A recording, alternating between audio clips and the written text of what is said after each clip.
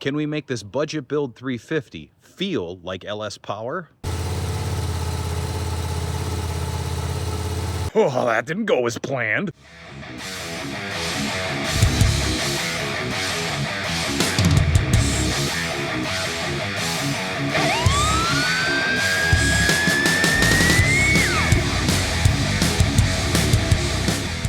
Started out life as 180 horse, blech, smogged over 76 Blazer 350. Now, what did we do? Bottom end, the crank has been turned 10-10. I ended up honing out the bores on this thing, so now we have fresh rings, fresh bearings, double roller timing chain. It has a Howard's Racing cam in it now. That is a low lift rule camshaft. This is 231 on the intake and the exhaust, 460 on the intake and the exhaust, and it's cut on a 110. Cylinder heads, I ended up upgrading the springs to a standard just drop-in Z28 style spring, mating that up with a Professional Products Crosswinds intake manifold, which is just like your Performer RPM air gap. I have to rebuild Edelbrock 650 carburetor on this thing. We'll get into that in a second. It also has a full MSD Pro billet distributor. It's going to have a 6T box, which is like a 6AL box, doesn't have the rev limiter. So that is your $3,000 budget built 350. And I gotta say, that's some nice pieces for what this is. Any used carburetor that you get, don't just bolt the damn thing on the motor and just go off to the races.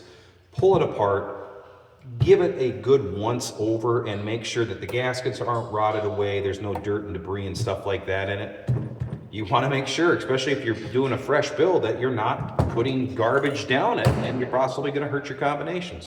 Well, there's what some of the dirt and crap looks like inside there. The gasket doesn't look like it's all torn up. This right here would be your accelerator pump, which doesn't seem to have a problem there. So we'll probably end up, or I will, pull the boosters off, take those off, clean those out, pop the squirters off, and then just all of this film and junk that's inside here. I'm just going to clean that out with some of the carb cleaner. All cleaned up. We're going to go through the boosters as well, blow these out with some of the cleaner as well to make sure all our lines, nothing is gummed up from old sitting gas. So that is all nice and cleaned up. We're going to throw that thing on right now. Flat tappets are just notorious for possibly getting eaten up because I flat out know they've changed along the way how they do the lifters and all that. So take every caution you can. So now we're going to prime this thing for, I'd say probably a good 2-3 minutes, somewhere in there. So if we keep an eye on oil pressure, see what we get here, because this is helping me actually see it too.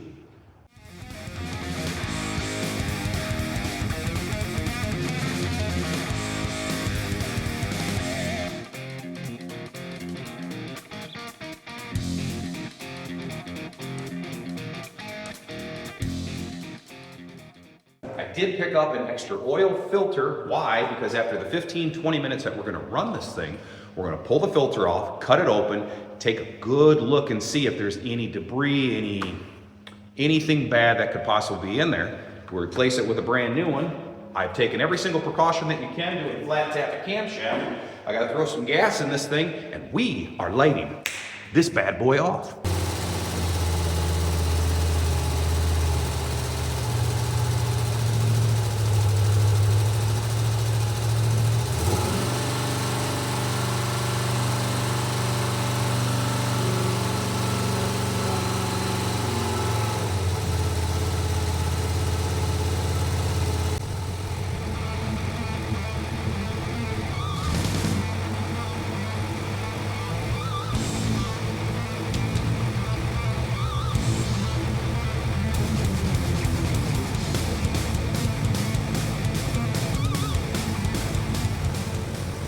The hell is all that smoke? The freaking headers burned off like nothing. Look at this.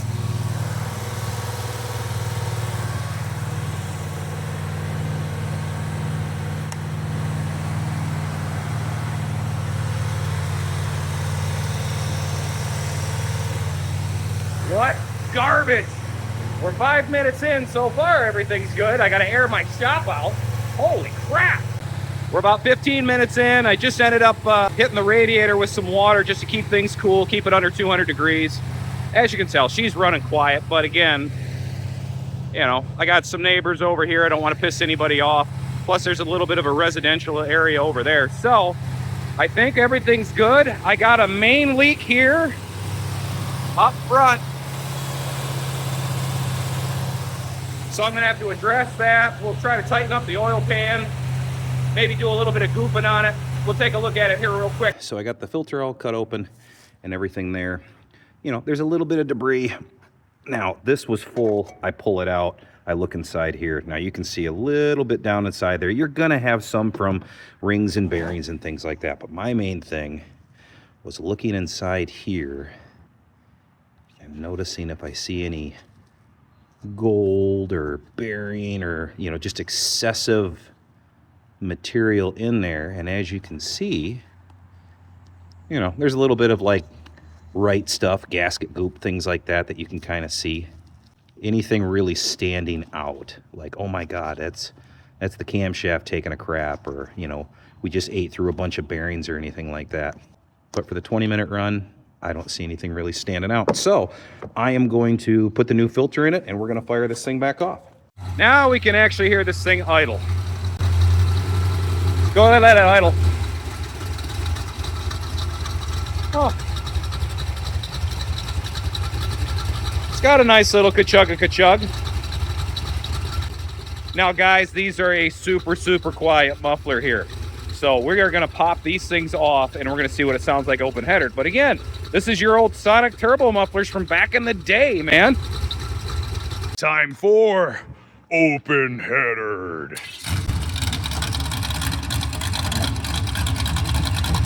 That'll let right off.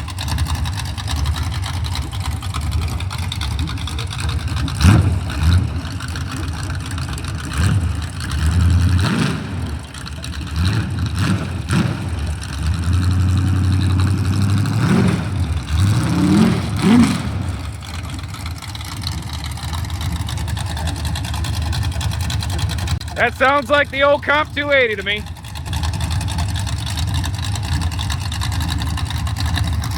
Not bad.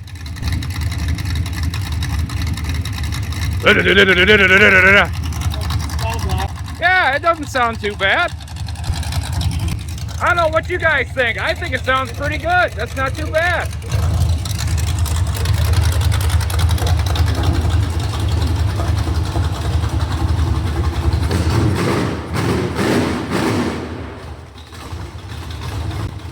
I gotta do a little work on the carburetor. So I found out where the frickin' oil leak is actually coming from. Thank God I had Nick down here, and having two eyes on this really helped out. This is where we're leaking from. Let me grab a screwdriver here. What I thought was at the bottom of the pan down here, nope.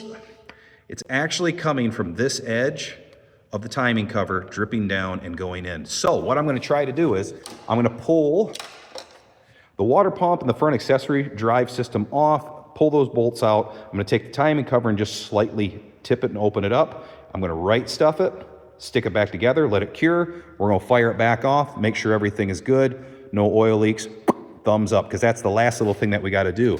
Now my question to you guys is, what'd you think? Do you think this little 355 is capable of making the LS power that I was trying to talk about? Let's say between that 315 horsepower to the 345 horse of an LS1. I think so, and I also think it sounds way better than one of those motors as well. This is something where if I was at a stoplight and Orange Crush was sitting in front of me, I guarantee, and I'm not the only one, that I would turn the radio down, drop them windows down, and I'd be sitting there going, that doesn't sound too bad. He's got a little something in that Camaro. It's got a nice little thump to it. Yeah, hit me down in the comments and tell me I'm wrong. So, your boy Scotty here, your hot rod service provider, always trying to give you guys some good entertainment, some good old-fashioned roots style horsepower, from entry-level stuff like this to the 1800 plus horsepower craziness that you know the channel's got as well. So till we meet again, take care, my friends. See you on the next episode.